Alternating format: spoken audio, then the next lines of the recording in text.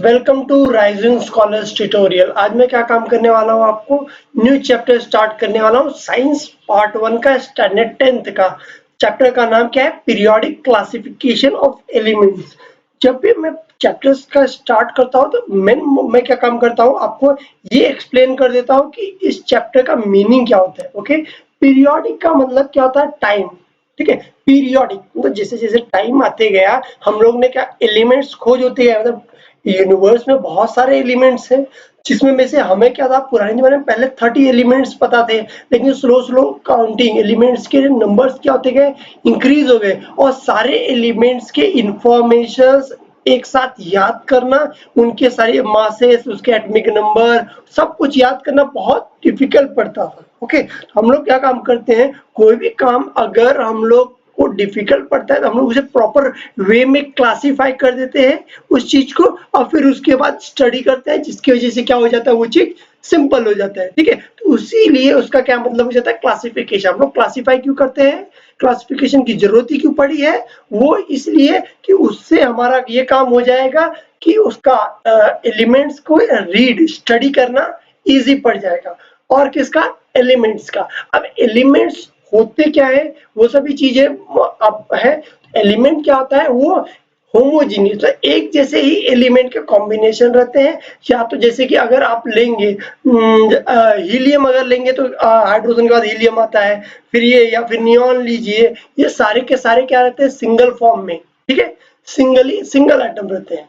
अगर वहीं पे आप नाइट्रोजन लेंगे तो किस में रहता है, N2 में रहता है। लेकिन ये इसका कॉम्बिनेशन किस फॉर्म में है, N2 भी है तो नाइट्रोजन ही है। एक काइंड का ही एटम क्या है, कॉम्बाइन फॉर्म में है, तो वो सारे के सारे क्या हो जाते हैं, एलिमेंट होते हैं। ठीक है, वो सिंपल फॉर्म में भी होते हैं, कॉम्बिनेशन मतलब सिंपल फॉर्म में रहेंगे तो एज अ एटम की तरह रहेंगे, कॉम्बिनेशन सेम काइंड के रहेंगे तो वो भी किसके अंदर इंक्लूड किया जाएगा, एलिमेंट्स के अंदर ही इंक्लूड हो जाएगा। ओके, तो आपने एलिमेंट्स का मतलब समझ लिया है। What are the types of elements? अगर एलिमेंट्स के टाइप्स बोलेंगे तो आपको पता है, सॉलिड है, लिक्विड है, फिर उसके बाद गैसियस है, प्लाज्मा है, ये सारी चीजें क्या है, ये मतलब मटेरियल जो होते हैं उन सब के टाइप्स हो गए। अलग अलग तरह के मटेरियल आपने देखा है ना, तो मैं तो बोलने के लिए बहुत सारे मटेरियल का नाम बोल सकता हूँ, लेकिन ये उनके स्टेट वाइज पे मटेरियल बोला जाता है। ओके, आप जो भी चीजें देख रहे हैं हर एक चीज क्या है, मटेरियल ही है ना। ठीक है, मटेरियल किससे बना है, एटम से बना है, एलिमेंट से बना है, कंपाउंड से बना है, ये सभी चीजें से बना है। अब सेकेंड क्वेश्चन क्या है, what are the types of elements? Elements के टाइप्स क्या होते हैं? ओके, मैंने तो आपको मैटर के टाइप बताया, अब एलिमेंट के जो टाइप होते हैं आपको पता है। पहले पुराने जमाने में अगर मैं क्लासिफिकेशन ऑफ एलिमेंट्स अगर स्टार्ट भी करूं तो वो उसमें भी मैं क्या काम करने वाला हूं, आपको यही बताने वाला हूं। देखिए ये क्या आपका, what are the types of element? Types of elements में आ जाते हैं metalloid, metal, non metal, semiconductor, ये सभी चीजें क्या हो जाते हैं, टाइप्स ऑफ एलिमेंट्स के अंदर आते हैं। ओके, अभी थर्ड क्वेश्चन क्या है, what are the smallest particle of a matter called? अगर स्मॉलेस्ट पार्टिकल ऑफ मैटर बोलेंगे तो क्या होता है, एटम होता है। ठीक है, एटम को अगर बोला जाए तो उससे आप स्मॉलेस्ट फर्दर ब्रेक डाउन करके नहीं बना सकते हो। ओके, इसीलिए वो क्या हो जाता है, आपका स्मॉलेस्ट एटम हो जाता है, मतलब स्मॉलेस्ट मटेरियल हो जाता है। अब हमारा थर्ड फोर्थ क्वेश्चन क्या है, what is the difference between, what are the difference between the elements and compound? Okay, तो देखिए आपके एलिमेंट्स और कंपाउंड के बीच में डिफरेंसेस क्या है। आपके जो कंपाउंड रहते हैं वो क्या है, कॉम्बिनेशन, मतलब डिफरेंट डिफरेंट एटम को मिला के, जैसे कि हाइड्रोजन हो गया, ऑक्सीजन, इन दोनों को कॉम्बिनेशन करेंगे तो क्या बनेगा, आपका वाटर बनेगा। ये क्या है, कॉम्बिनेशन फॉर्म में है, इसीलिए इन सब को H2O को क्या बोलते हैं, जैसे कि देखिए हाइड्रोजन क्या है, 2 रहता है, ऑक्सीजन कितना रहता है, 1, H2O, ये टोटल के टोटल इसको क्या बोला जाता है, कंपाउंड बोला जाता है। अगर सिर्फ हाइड्रोजन होता, सिर्फ ऑक्सीजन होता तो क्या होता, उसे हम लोग एलिमेंट्स बोलते हैं। ओके, और एलिमेंट्स को ही कंबाइन करके क्या बनाया जाता है, कंपाउंड बनाया जाता है। तो ये सारे उनके बीच में क्या होता है, डिफरेंसेस है एलिमेंट्स और कंपाउंड के। इसके साथ साथ मैंने आपको क्या है, क्लासिफिकेशन ऑफ एलिमेंट्स के भी कुछ पॉइंट्स बताए हैं, जैसे कि क्या, हम लोग क्लासिफिकेशन ऑफ एलिमेंट्स की जरूरत क्या पड़ी, क्योंकि हमारे वर्ल्ड में, मतलब अब तक जितना मतलब पहले जो डिस्कवरी हुआ था उस हिसाब से उस समय तो टोटल अगर बोलेंगे तो 118 एलिमेंट्स है, लेकिन पहले हमें नोन कितने थे, 13 एलिमेंट्स थे। तो 13 एलिमेंट्स उनको पता था, जैसे जैसे टाइम पीरियड बीत रहा है उसके हिसाब से एलिमेंट न्यू न्यू डिस्कवर हो रहे हैं, जिसके उसके बारे में हमें पता चल रहा है कि ये भी एलिमेंट्स हैं, उनकी प्रॉपर्टी, उनके एटॉमिक मास, ये सभी चीजों के बारे में पता चलता था। ठीक है, तो ये सभी चीजों के बारे में उन लोग ने, देखो ये सभी चीजों को हम लोग तो हमें क्या काम करना पड़ा, क्लासिफाई करना पड़ा। क्लासिफाई क्यों करना पड़ा एटम्स को, एलिमेंट्स। देखो we have learn the previous standard that the all the atom of an elements are only one types. ठीक है, ओनली वन टाइप मतलब हर एक एटम क्या होता है, एक ही टाइप के होते हैं, हमें पहले पता था। उसके बाद हमें ये पता चला कि ये एटम्स क्या होते हैं, सॉलिड मतलब सॉलिड में रहते हैं, फिर उसके बाद लिक्विड में भी होते हैं, ये सभी चीजें उनके बारे में हमें पता चला जैसे जैसे डिस्कवरी हुआ।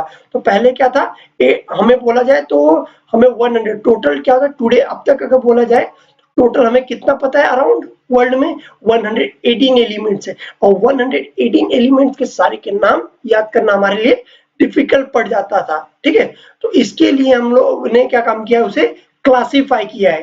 देखो टू इजी, देखो to ease the study of such a large number of elements, scientists started studying the pattern in if any in the vast information about them। मतलब जो भी उनके वास्ट, अगर बोला जाए एटम बहुत सारे थे, उनके बारे में वास्ट इंफॉर्मेशन हमारे पास था, तो उन सभी चीजों को पढ़ना डिफिकल्ट पड़ता था। इसके लिए स्टडी पर्पस के लिए क्या काम किया गया, क्लासिफाई किया।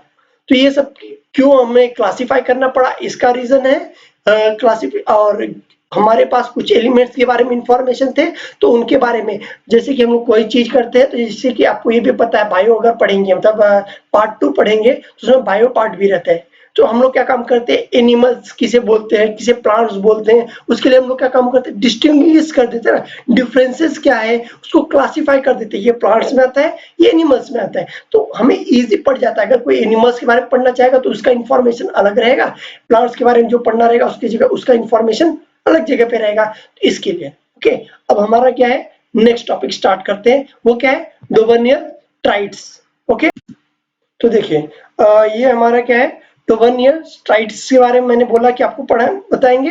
डोवर्नियर स्ट्राइड्स के बारे में मतलब क्या हो जाता है कि एक साइंटिस्ट था और जो 1871 में जर्मन साइंटिस्ट थे, इन्होंने क्या काम किया था, स्टडी किया था कि सबसे पहले इन्होंने ट्राई किया था कि एलिमेंट्स को क्लासिफाई करने के लिए। डोवर्नियर उनका नाम था। ट्राइड्स का मतलब क्या हो जाता है, अगर कोई बोला जाए ट्राइड्स का मतलब क्या होता है, ट्राइड का मतलब हो जाता है, देखो he made group of 3 elements each having the smaller।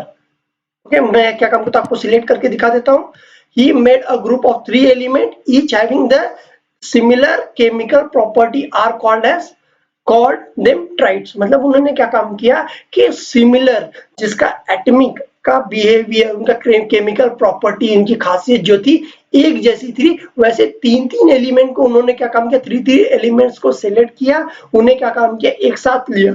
अब 3 एलिमेंट्स का मतलब क्या हो जाता है, ट्राइड्स हो जाता है। इसीलिए उनके जो रूल्स है उनको क्या बोला जाता है, डोवर्नियर ट्राइड्स। इन्होंने क्या काम किया, सबसे पहला दिया कि हमारा क्या है कि क्लासिफिकेशन किस हिसाब से किया जाएगा। इन्होंने जो क्लासिफिकेशन किया है वो किस बेसिस पे किया है, एटॉमिक मासेस के ऊपर। ओके, तो इन्होंने एटॉमिक मासेस के ऊपर क्लासिफिकेशन किया है। एटॉमिक मासेस के ऊपर क्लासिफाई, तो स्टार्टिंग में जो भी साइंटिस्ट आए थे, जिन्होंने क्लासिफिकेशन का ट्राई किया था, उन्होंने मोस्टली एटॉमिक मासेस के ऊपर ही। आप क्वेश्चन पूछा जा सकता है कि ये डोवर्नियर ट्राइड्स का जो मेन बेस किस बेस पे, एटॉमिक नंबर पे था कि एटॉमिक मास पे, एटॉमिक मास पे उन्होंने किया था। ओके, जब 3 एलिमेंट्स लेंगे तो आपको क्या पता है, आपको अगर एटॉमिक मास के हिसाब से बोलूं तो पहला एलिमेंट का क्या रहेगा, मास शायद कम, मतलब 3 एलिमेंट का मतलब किसी का ज्यादा रहेगा, किसी का कम रहेगा, कोई मीडियम रहेगा, 3 तरह के हो जाएंगे। मतलब मासेस, सारे एलिमेंट्स के मासेस इक्वल तो कभी होते नहीं है। ओके, तो उसमें में से क्या था, उन्होंने क्या किया, काम किया, सबसे जो हैवियर मेटल था और सबसे लाइटर एलिमेंट्स था। ओके, ओके, जिसका एटॉमिक मास सबसे कम था और जिसका एटॉमिक मास क्या था, सबसे ज्यादा था। उन्होंने क्या काम किया, उन दोनों एलिमेंट्स के एवरेज निकाले, उसके वजह से उनको क्या मिडल टर्म जो थर्ड एलिमेंट था, मतलब फर्स्ट एलिमेंट सबसे लाइटर, थर्ड एलिमेंट क्या हो जाएगा सबसे हैवियर, इन दोनों का अगर मीन लिया जाएगा तो क्या होता था, सेकेंड एलिमेंट के एवरेज, मतलब अगर मीन निकाला जाए, मीन बोला जाए, एवरेज बोला जाए, दोनों का मतलब क्या रहता है, सेम रहता है। तो उनके जो एवरेज थे वो लगभग वो थर्ड एलिमेंट जो मिडल सेकेंड एलिमेंट था उसके इक्वली मिलता था। इसके हिसाब से वो बताते थे, इस हिसाब से उन्होंने क्लासिफाई किया है। ओके, तो जो तीन के पेयर ज्यादातर लिए थे वो कौन से थे, लिथियम थे। देखिए यहाँ पे, ओके, लिथियम ये है आपके, ये है लिथियम, सोडियम, पोटेशियम। लिथियम का एटॉमिक मास देखिए, एलिमेंट नंबर 1 एक्टिव, देखिए यहाँ पे element number 1 actual atomic mass, actual atomic mass जो था इसके बारे में है यहाँ पे। और ये ट्राइड्स मतलब 3 एलिमेंट का कलेक्शन है। सेकेंड एलिमेंट यहाँ पे एवरेज लिया जाएगा और एवरेज का एक्चुअल मास, यहाँ पे क्या काम किया है, एक्चुअल मास बताया गया है सेकेंड एलिमेंट्स का। और थर्ड आपको ब्लॉक में क्या दिखेगा कि यहाँ पे आपको मिलेगा थर्ड एटम का, एलिमेंट नंबर थर्ड का एक्चुअल एटॉमिक मास। ओके, मतलब क्या हो गया, फर्स्ट एलिमेंट और थर्ड एलिमेंट का मीन क्या है, सेकेंड एलिमेंट। ओके, तो फर्स्ट एलिमेंट को मैं क्या काम कर रहा हूँ, फर्स्ट ट्राइड को एक्सप्लेन करता हूँ। फर्स्ट ट्राइड में अगर देखेंगे तो क्या है, लिथियम है, लिथियम का एटॉमिक मास क्या है, 6.9 है। फिर उसके बाद थर्ड एलिमेंट, मैंने कैसा बोला था आपको, फर्स्ट एलिमेंट थर्ड एलिमेंट, इन दोनों का एवरेज क्या रहेगा, सेकेंड एलिमेंट रहेगा। ओके, तो इसके हिसाब से क्या हो जाएगा, फर्स्ट एलिमेंट का एटॉमिक मास लिथियम का अगर बोला जाएगा तो कितना है, लिथियम का अगर बोला जाएगा एटॉमिक मास कितना दिया गया है, 6.9। ओके, 6.9 क्या हो गया, एटॉमिक मास हो गया लिथियम का। और थर्ड एलिमेंट जो हो गया वो कौन सा है, पोटेशियम है। पोटेशियम किससे दिखाया जाता है, के से, ठीक है, पोटेशियम के हो गया और उसका एटॉमिक मास बोला जाए तो कितना है, 39.1। ओके, ये क्या हो गया, फर्स्ट एलिमेंट हो गया, ये थर्ड एलिमेंट हो गया। और इन दोनों का अगर मीन निकालता हूं तो क्या हो जाता है, हमारा सेकेंड एलिमेंट हो जाता है और उसका एटॉमिक मास हमें इससे मिलता है। ओके, सेकेंड एटॉमिक मास जो था उन्होंने सिलेक्ट किया था, वो जो सेकेंड एलिमेंट था क्या था, सोडियम था। ठीक है, अगर इन दोनों का मीन निकालता हूं, अगर मेरा सोडियम के बराबर मिलता है तो इसका मतलब इनका रूल क्या है, ये सही है। ओके, तो देखिए इन्होंने क्या काम किया, 6 + 9 6.9 प्लस 39.1। जब भी हम लोग मीन निकालते हैं तो दो टर्म को ऐड कर रहे हैं तो डिवाइड बाय हम लोग क्या काम करते हैं, 2 करते हैं। ओके, और ऐड करेंगे तो 9 + 1 क्या आ जाएगा, 10, 10 का 0 कैरी 1, 9 1 10, 10 देखिए 9 1 10, 10 6 16, 16 का 6 कैरी 1 3 और 4, इन दोनों को ऐड करेंगे तो 46 आएगा, 46 डिवाइड बाय 2, 46 को अगर 2 से डिवाइड करेंगे तो कितना मिलेगा, 23 मिलेगा। और ये क्या है हमारा सोडियम का एटॉमिक मास जो हमने मीन से कैलकुलेट किया था। और यहाँ पे अगर देखेंगे तो सोडियम का एटॉमिक मास कितना होता है, 23 ही होता है। इससे ये हुआ कि ये 3 एलिमेंट का क्या है, कंपैरिजन, मतलब अगर बोला जाए तो प्रॉपर्टी वाइज पे बोला जाए एटॉमिक मास उनका एक रिलेशन बनता है। इनका पूरा स्टेटमेंट ट्रू नहीं था, इन्होंने जो दिया था सिर्फ एक पोस्टुलेट था इनका। ओके, तो ये फॉल्स है, ये मतलब पूरी तरह से ये एक्सप्लेन नहीं कर पाए। कुछ ही मतलब जैसे कि कुछ एलिमेंट्स जब उस समय उनको पता था उसमें में से कुछ एलिमेंट का ही क्लासिफिकेशन वो प्रॉपरली कर पाए, बाकी सारे एलिमेंट का क्लासिफाई नहीं कर पाए। इसी तरह से लिथियम के साथ हो गया कैल्शियम है, सीरियम है, बेरियम है। देखिए कैल्शियम है और ऐसा जो रहता है उससे हम क्या बोलते हैं, स्ट्रोंटियम रहता है। स्ट्रोंटियम को बेरियम के साथ उसका मीन निकाला गया है 14.1 प्लस 137.3 डिवाइडेड बाय 2। मैं आपको सिलेक्ट करके दिखा देता हूं, ये क्या है हमारा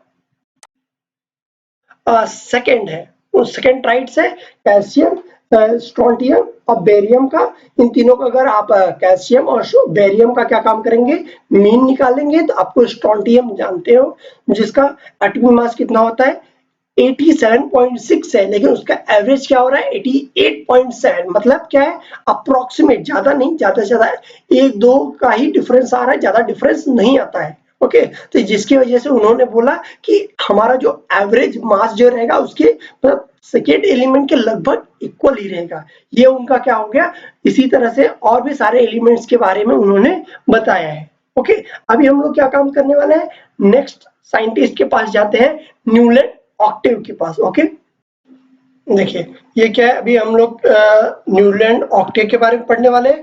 न्यूलैंड ऑक्टेव ने क्या काम किया था, वो क्या थे, इंग्लिश साइंटिस्ट थे। ठीक है, इंग्लिश साइंटिस्ट थे जो कि जॉन न्यूलैंड, इन्होंने क्या काम किया था, इन्होंने भी जैसे कि हमारे ये डोमिनियर ट्राइब्स ने जैसे किया था, उसी तरह से न्यूलैंड ऑक्टेव भी ने भी काम किया था। लेकिन उनका क्या था, उनका ट्राइब था, इनका ऑक्टेट था। ऑक्टेट का मतलब क्या है, 8 एलिमेंट्स को लेकर किया गया था। लेकिन उन्होंने क्या काम किया, एवरेज किया था, इसमें एवरेज नहीं किया गया। इनका अपना एक अलग पैटर्न है अरेंज करने का। उन्होंने एटॉमिक मास से किया था, इन्होंने भी क्या काम किया है, बेस पॉइंट मतलब जो मेन पॉइंट है जिसके बेसिस पे किया गया है, वो क्या है, इनका भी एटॉमिक मासेस है। एटॉमिक मासेस के बेसिस पे ही क्या काम किया, एटॉमिक मासेस के बेसिस पे इन्होंने अरेंजमेंट, एटम को अरेंज करने की कोशिश किया था, जिसके वजह से इनको प्रॉब्लम हुआ, क्योंकि एटॉमिक मासेस कोई भी एक रिलेशन प्रॉपरली दे नहीं पाता था। और इन्होंने जब स्टार्टिंग किया था, स्टार्ट कहाँ पे से किया था,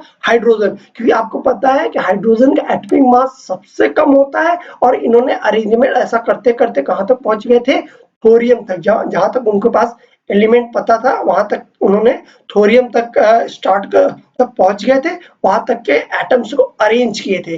अब बोला जाएगा जैसे कि उन्होंने ऑक्टेव बोला था, 3 एलिमेंट्स का एवरेज लेके किया था, तो मीन लेके किया था, इन्होंने ऐसा नहीं किया था।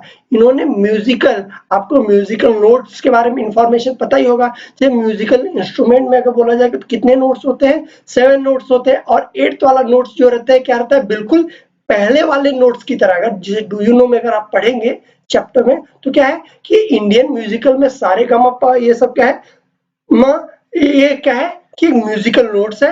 अगर इनको अगर बोला जाएगा तो स्लो स्लो स्लो स्लो क्या हो जाता है, इंक्रीज होता रहता है। लेकिन जो हमारा सारे सारे गामा प ध नी आने के बाद फिर से हम लोग क्या बोलते हैं, सा बोलते हैं। सा का जो रहता है, उसका स्ट्रेंथ जो रहता है, क्या रहता है, म्यूजिक म्यूजिक में भी सा, स्टार्टिंग के सा से 8th वाला सा अगर बोला जाए, सा रे गा मा पा धा नी, 7 एलिमेंट्स हो जाते हैं। 8th वाला फिर से हम लोग कहाँ से स्टार्ट कर देते हैं, सा से स्टार्ट करते हैं।